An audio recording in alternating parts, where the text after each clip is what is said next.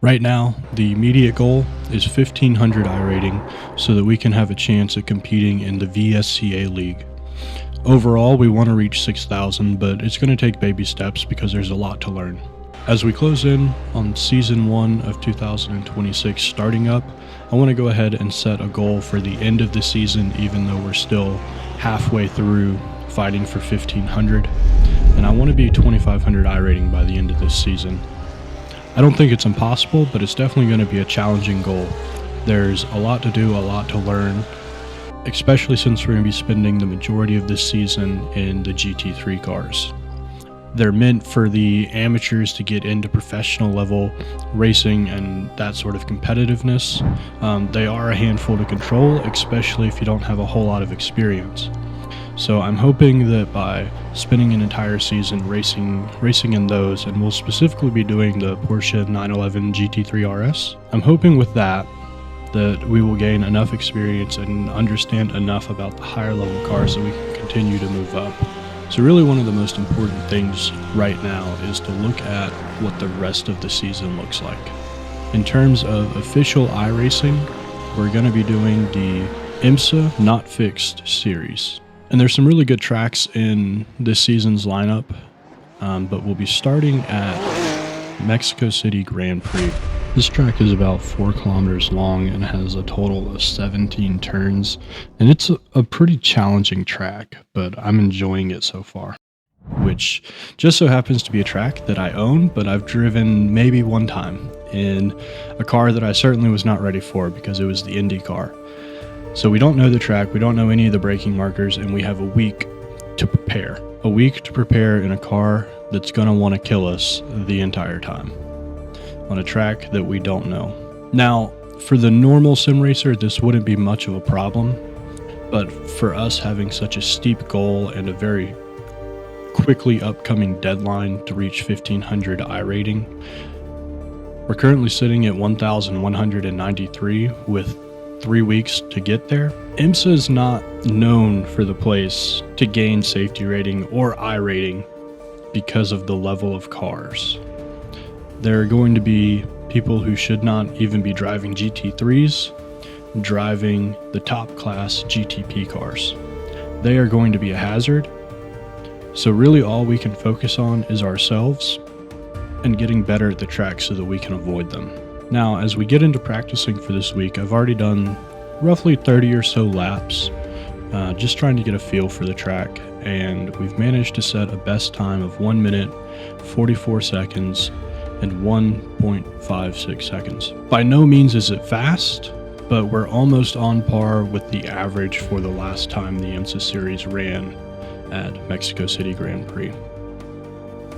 With a week left to practice, I do think we can get down into the 143s, which will put us well over the fastest lap for the entire week that this series last ran. And hopefully, being that quick, we'll be able to pull out a win or two and maintain our streak of ending on the podium. Before we get into talking about all the mistakes that I made during practice and how we can improve, I just want to go ahead and play the full lap where you can watch and observe, and I want you to count up how many mistakes you spot, and I want you to just leave that number in the comments. And if you see anything that you just know for sure I can do better, tell me how I can fix it. I'd really appreciate your help. But I feel in my gut, it does feel right. I see in your eyes. Tell me no lie, lie, lie, lie. Tell me no lies, tell me no lie, lie, lie, lie. Tell me no lies, tell me no lie, lie, lie, lie. Tell me no lies, tell me no lie, lie, lie, lie. Let's talk about your ex.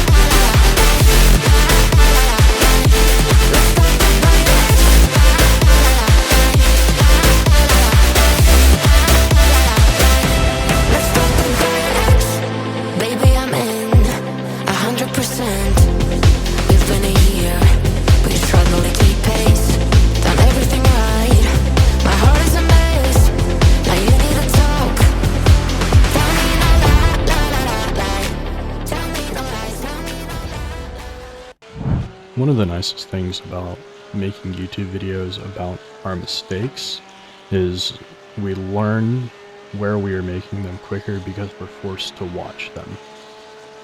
And we learned a lot making this video. After such a long run down to turn 1 and carrying so much speed, I just found it very difficult. So I went ahead and I drew up this graphic that you're seeing on screen just to understand the line through this chicane a little bit better. And after drawing this graphic, we actually ended up gaining about 5/10 of a second. So if you ever need help understanding lines, I do highly recommend actually drawing out the line that you should take. And throughout this replay, you'll see me pausing and drawing out areas where I just do not use the entire track. And after doing this, this actually helped me gain even more time by just understanding where I'm not racing to the fullest potential and I'm not on the limit. And I mean, you can see here that we're already not even through Sector 1 and we're already finding so many places where we're not using all of the track. But coming into Sector 2, you know, we obviously got to start it off by missing another apex, which this one actually hurts a lot because it goes into more of a straight than the last two. And by far my worst sector in this entire racetrack is Sector 2. Just for some reason, the line through here, it took me quite a while to understand, and you can see here that we are just not using any of the outside of the track. We're completely in the middle, and that causes this part right here to just lose so much speed, which is detrimental when it's such a long straight that follows. Now, as we come into Sector 3, I was actually quite surprised to see that this was my fastest sector. It was still 1.2 seconds off the fastest, but just this sequence of corners really hurts my head with how much of an angle there is in them.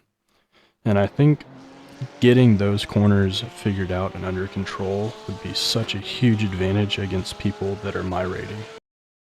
Now, one of the biggest tools we have available to us as sim racers is telemetry. It can certainly be a crutch if you only look at the numbers and the percentages and I should be here or there, but that's not how we intend to use it. So I'm hoping that we'll get a good look at how I intend to use the telemetry that we can get off of Garage 61. That's the platform I'm going to be using to get quicker, get faster, and understand what we're doing wrong. Because realistically, we're slow because we're doing things wrong. We don't understand how to drive yet. And that's fine because we know we have improvements to make. We know we're slow. So we're entering with an open mind.